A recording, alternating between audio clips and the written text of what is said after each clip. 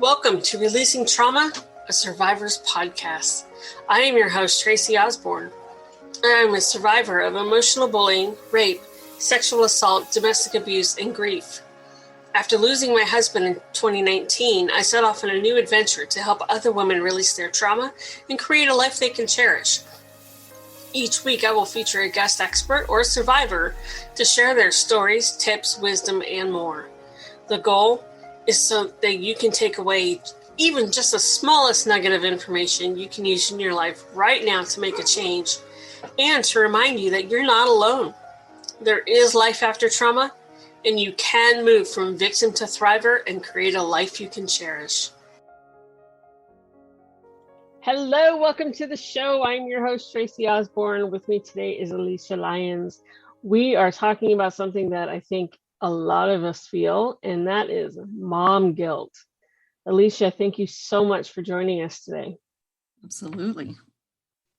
Well, I like to have our guests start out with telling us a little bit about themselves. So why don't you tell us a little bit about your story?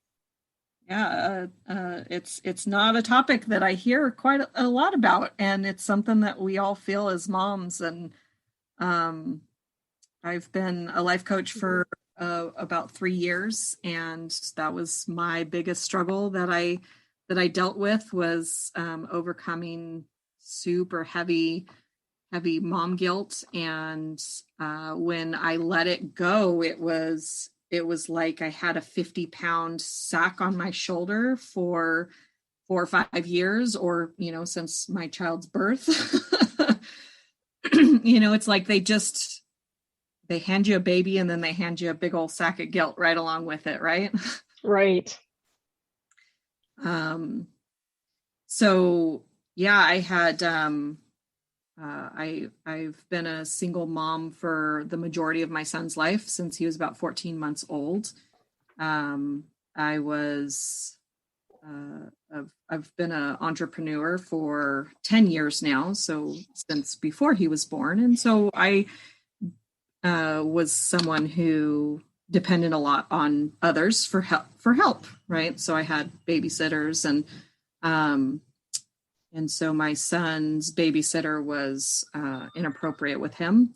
It was something that wasn't, it didn't even cross my mind that a 13-year-old girl had that kind of urge even with a 4 or 5 year old boy. So when it happened, I did all the things that you're supposed to do in that situation. He never saw her again. I filed a police report. I called Child Protective Services because I'm pretty sure she was also abused. Mm-hmm. But I took care of all of his needs and all of the things that he could possibly ever need. But I never thought about myself. I never thought about it creating guilt. I never thought about it being something that was even traumatic for me. I was not on the menu of people that needed help, right? Right. And so it was probably 3 or 4 years had passed. And we were sitting in the doctor's office for an unrelated issue, and it came up, and they wanted to, file Child Protective Service report again for my son. And I'm like, I just got so irrationally angry, and I walked out of the office just mad, and they had to call me afterwards. And I was like, this is weird. Why am I so mad? Like, we've dealt with it. What's going on? And it was just this irrational anger. And at that point, I didn't get irrationally angry anymore. Like, I get rationally angry, but the irrational anger to me was a signal that, something's going on that's deeper. And so I was on my way to a coaching conference to improve my life coaching skills. And I got to be the demo for eliminating guilt and shame tool that we use. And the freedom that I felt after the fact And not only that, I started realizing how it was affecting my relationship with my son. I have a defense mechanism where I'm going to leave you before you get the chance to hurt me. Mm-hmm. I'm sure one or two people know that feeling. I do. Right? You're familiar with it.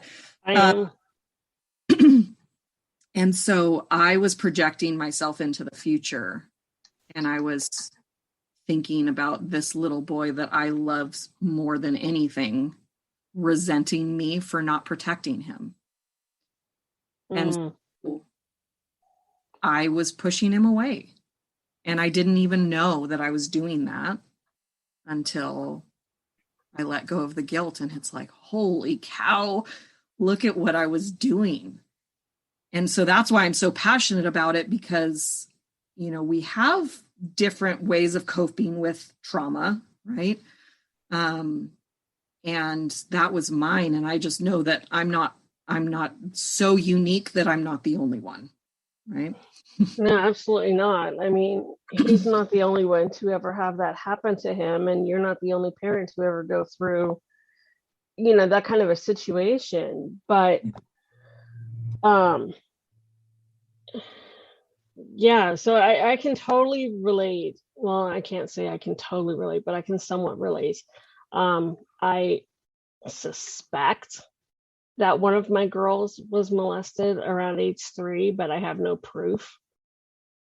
And as soon as my suspicions were aroused, I just yanked her from that environment and didn't look back. I talked to the doctor, and he didn't want to perform a check on her, and put her through that kind of trauma, because if she didn't realize what was going on or she had blocked it out, we didn't want to put her through it. Yeah. But yeah, we're moms. We're supposed to protect our kids. They're not supposed to get hurt like that on our watch, Yeah. And we trust these people with our babies, and we're the ones that chose them. Right. So it's hard to not go on a murderous rampage when you just... Yeah, you think? I laugh Yeah. because, not because it's funny, but because, I mean, there's an aspect of it that's funny, that we want to go on a murderous rampage, but we don't get to. Right, exactly. Yeah, I had people offer. I was like, no, we're not going there. But so, what were some of these coping mechanisms that you learned to let go of the guilt and the shame? So the cool thing about it is, to me, a coping mechanism is something that you... I mean tools, yeah. I'm sorry. Right. Coping mechanism was the wrong word. Right, because that's what we do. Like, the coping mechanism was me pushing him away. Right. Yeah. No, I meant the tools that you learned. For sure.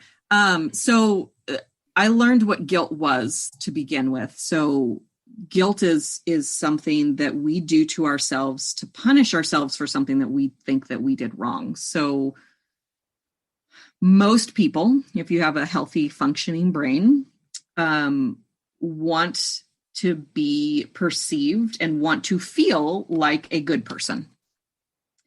And we have different roles that we play inside of our life. So we want to be a good person. We want to be a good wife if we're a wife. We want to be a good mom if we're a mom. We want to be a good employee if we're an employee, right?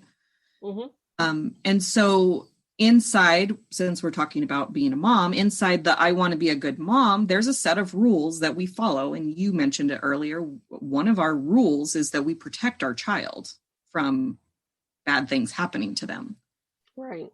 So since we can't protect them from all bad things happening, that's just a fact of life.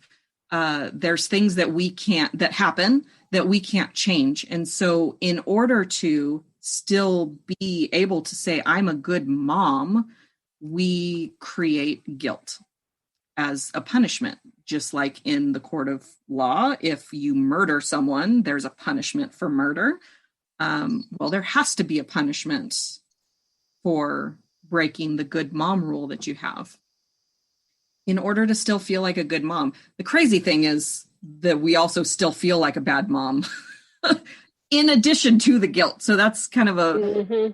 interesting layer to it. But so the guilt is the punishment. Well, just like in the court of law, if there's an exception to every rule.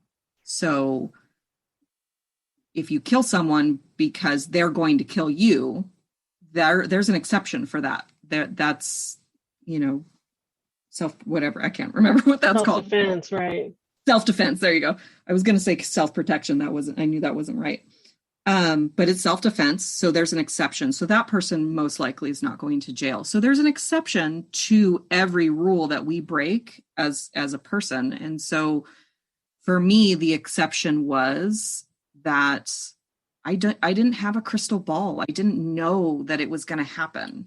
If I had known, I would have stopped it. I never would have let him be with that person, right? Of course.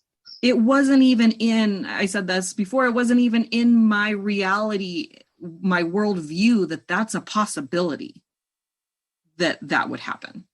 Mm-hmm.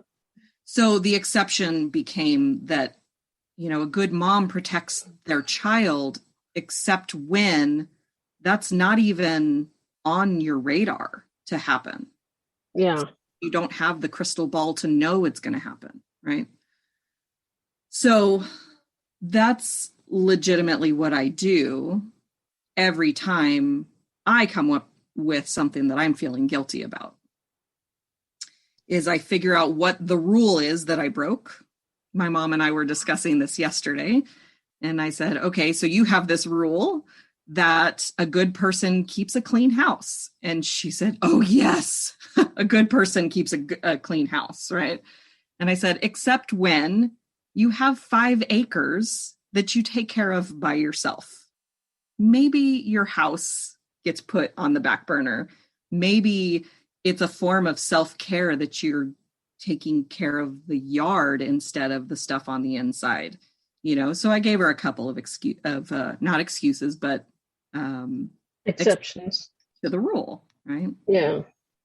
So every time I figure out something that I feel guilty about, that's the process that I go through so that I don't create the guilt anymore.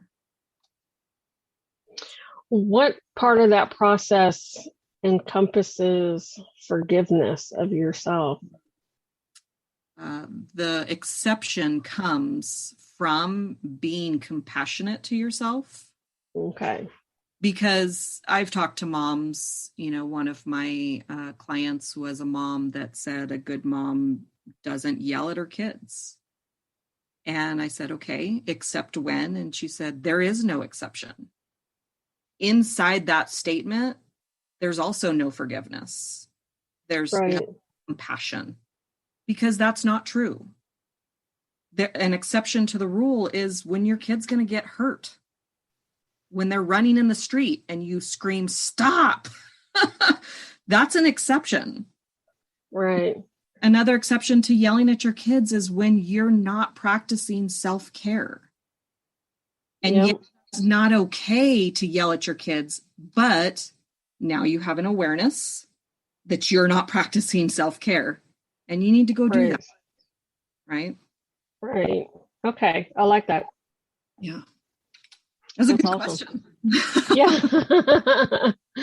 Well, yeah, because, with that guilt and shame, we have to be able to forgive ourselves. I forgive myself for not being there to protect him when this happened, because you didn't know it was going to happen. You trusted her with your child. It wasn't your fault. So so you've got to be able to forgive yourself for those kinds of things. I forgave myself for yelling at my kids when they drove me up the freaking wall.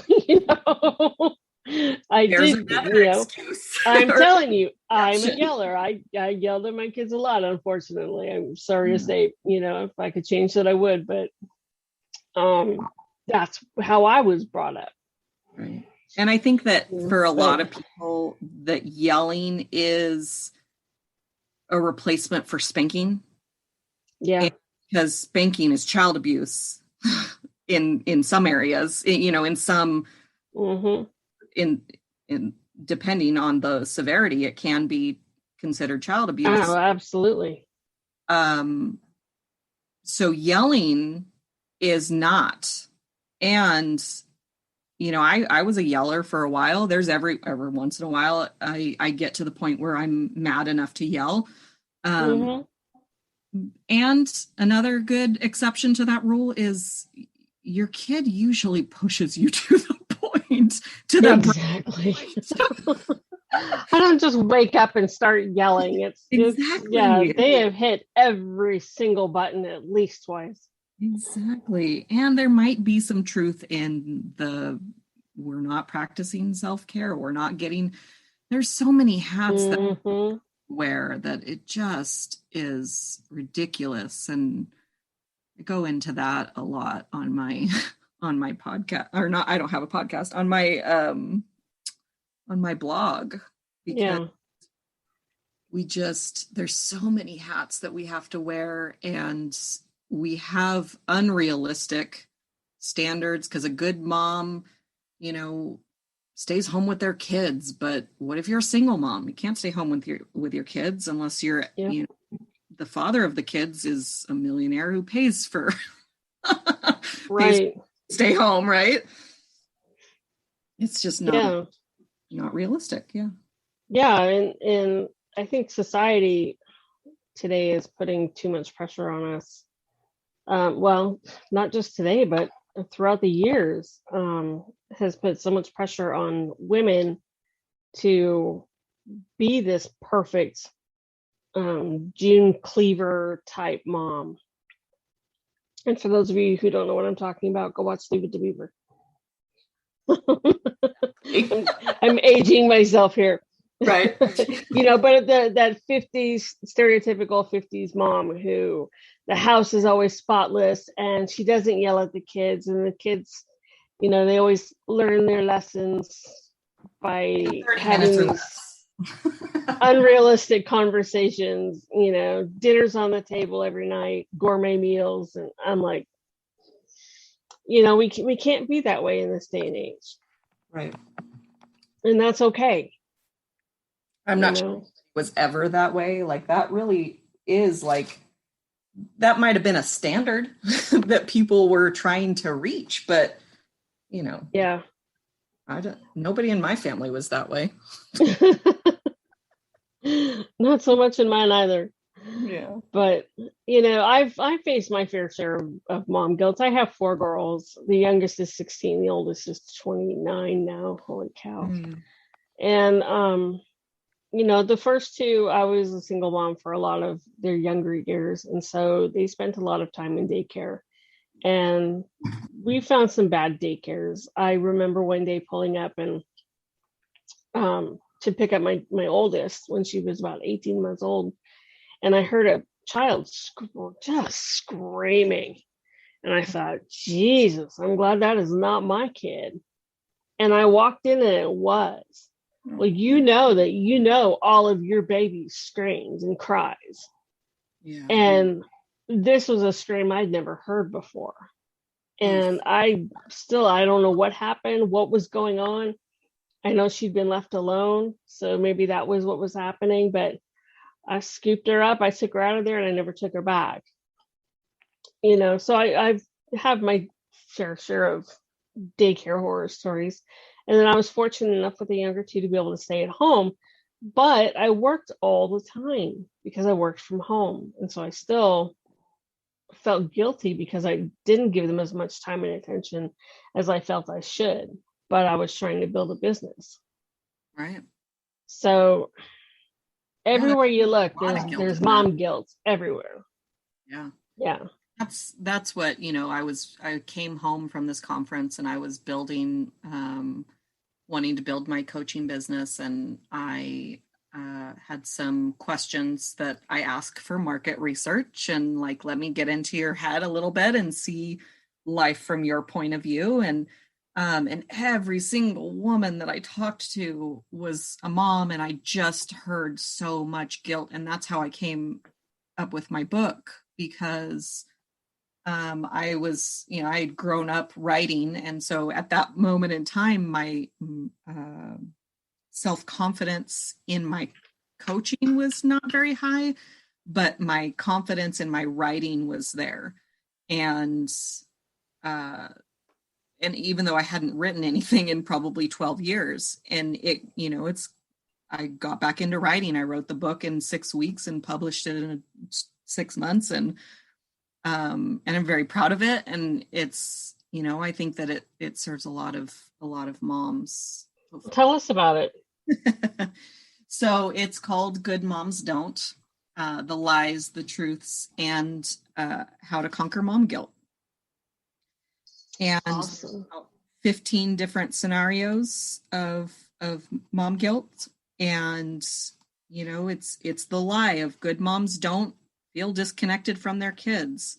Good moms don't put themselves first. Good moms don't ask for help. Good moms don't work outside the home. So, I was asking the questions for my market research, and those were the topics that came up. And so I kind of walk through the process that I've been talking about of, well, what's the rule? What's the exception to the rule? And there has to be an exception. There's always an exception to the rule if you're willing to have compassion for yourself and if you're willing to forgive yourself. But if you haven't suffered enough, by all means, keep going. Yeah, definitely. Keep with the guilt. Mm-hmm. Well, you can get her book if you are listening on the webcast on the website. Just scroll down a little bit. Her book will be right there. You can just click on it and go grab a copy of it. If you're listening on one of our partner stations, just go to releasingtraumapodcast.com, pull up Alysia's podcast and get her a copy of her book. You can also visit her on her website, AlysiaLyons.com, and that's LYSIALYONS. So AlysiaLyons.com. Alysia, thank you so much for joining me today. This has been great. This is a different topic from the norm, so it's a nice refresher. Yeah, and I mean, it is, thank you for having me. It is traumatic. It is. It can be, absolutely. Mom guilt is a huge thing, and a lot of times it is based around trauma. So absolutely, it's a very important topic. So, well, thanks for having me on. I had fun. All right. And ladies, thank you for listening. We will talk to you next week on the show.